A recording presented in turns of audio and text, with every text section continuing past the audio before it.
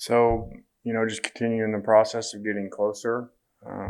We will have a mock game Sunday night as opposed to Monday because of school issues. Try to simulate that the best that we can, get our guys used to how we prepare for that. Also in that process, over the next 4 days, get out of camp legs and, be very mental but very limited physically, because we're beat up like always at this time, and understand, if you made it through, you're going to be better for that, but we got to help them get back now.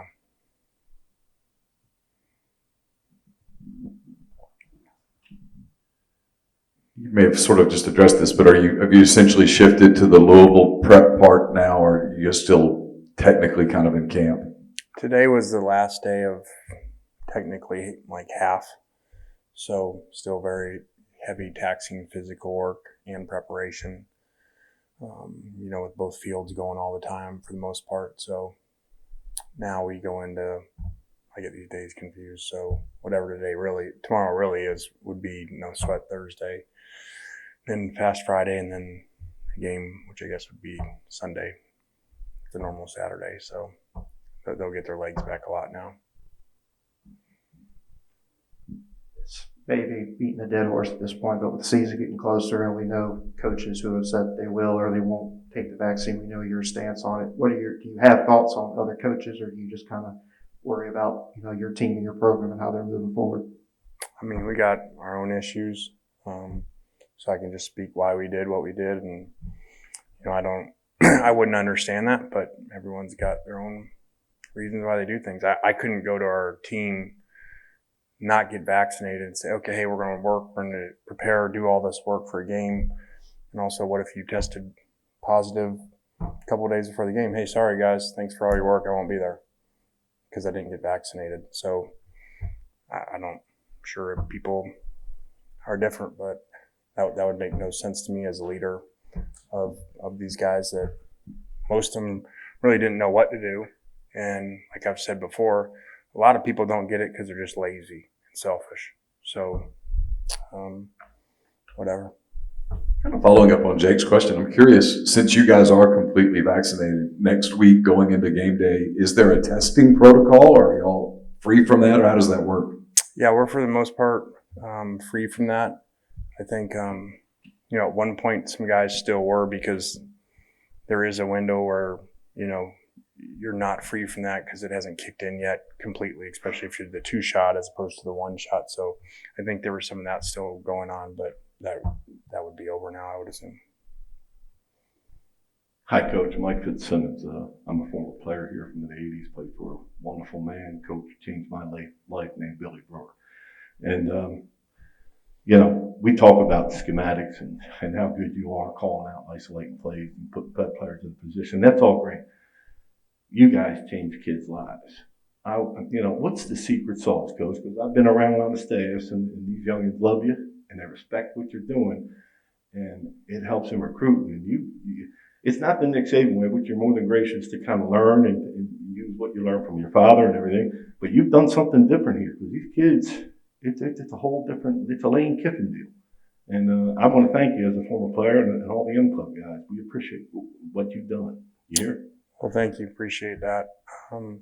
I think that's changed over the years. I think when I got into coaching and was younger, initially head coach, like, hey, my job not to be your other dad or an on-court son. I'm here to get you to the NFL and get you paid the most money on draft day and prepare you to play really well and teach you how to do that. And I think over years, it's been documented. I've said before, I think going to FAU and being with so many kids that aren't going to the NFL, you get a different perspective. And, I'm not saying everybody changes with age, but I think that's part of it. And I just look at it different now. So many of these kids are just lost.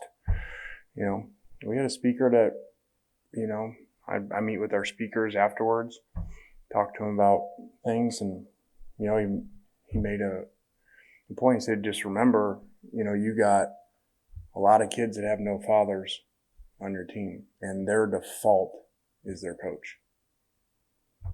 So that's a pretty life, Coach, and I appreciate you as a former player, and I'm proud and happy that you're there.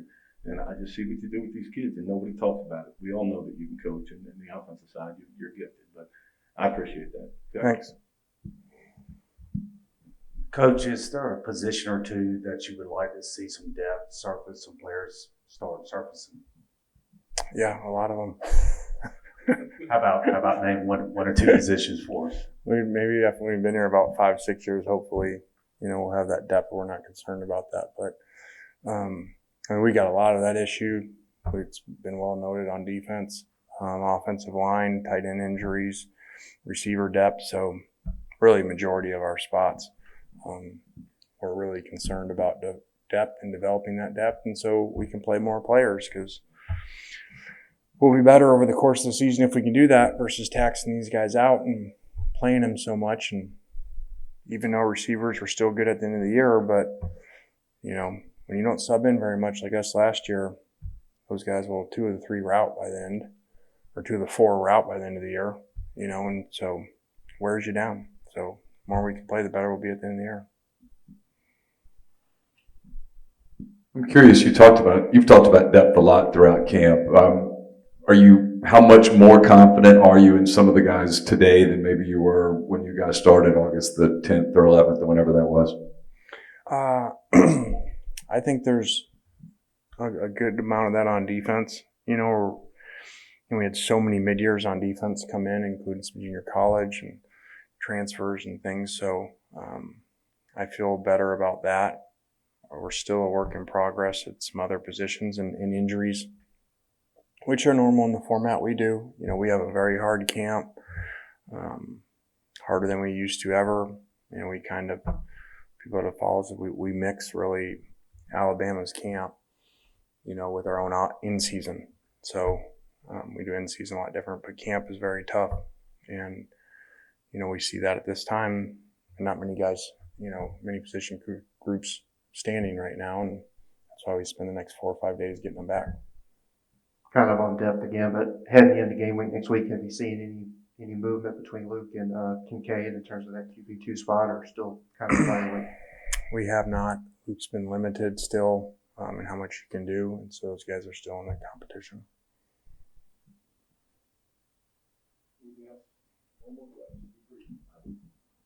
Man, you're tough today, huh? Jeez. I'm new on the beat. He's got somewhere to go, I guess. Well, as a Philadelphian crossing the Mason-Dixon line, I'm curious about the 2 freshmen from Philadelphia, a kid from my former high school, Tysheem Johnson, I believe, and I know he plays with an attitude, and as a former defensive lineman, Talik Robbins, coach. Could you give us an update on them, young? Yeah, both have done really well. Talik got here a little bit later, so a little bit tougher transition. But Tysheem has been awesome and playing in different spots for us. I think we'll play significantly even in the opener.